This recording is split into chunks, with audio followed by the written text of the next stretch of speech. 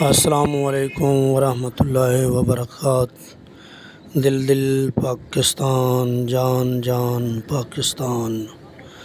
پاکستان ہے تو ہم لوگ بھی ہیں، پاکستان سے ہماری پہچان ہے، پاکستان سے وابستہ ہمارے جذبات ہیں۔ پاکستان کے بانی قائد اعظم محمد علی جناح رحمہ اللہ علیہ فرماتے ہیں کہ زندگی کا جو نصب العین ہے، اس کو محمد مصطفیٰ صلی اللہ علیہ وآلہ وسلم کے اسوہ حسنہ کے مبارک طریقے کے ساتھ چلنا چاہیے۔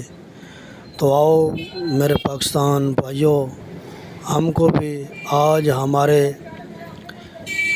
ملک کی آزادی مبارک ہو۔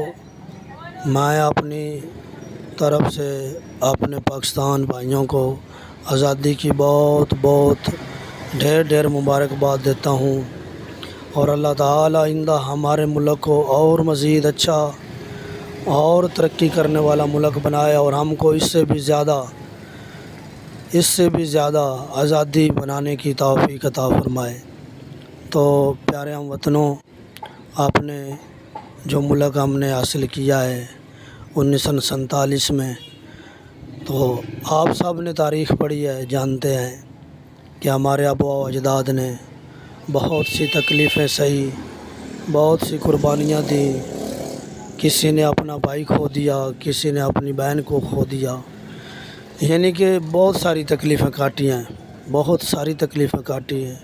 اگر بیان کی جائیں تو کم ہے، کیونکہ ہر ایک آدمی ماشاءاللہ 75 سال ہو گئے ہیں پاکستان کو آزاد ہوئے، ہر ایک آدمی جانتا ہے کہ ہمارے آباء و اجداد نے کتنی قربانیاں دے کے ہمارے وطن عزیز کو حاصل کیا ہے۔ اس لیے میں اور آپ سب مل کر اپنے ملک کے لیے دعا بھی کریں اور مل کر کام کریں، ایک قوم بن کر اپنے ملک کے لیے کام کریں گے، اپنے ملک کی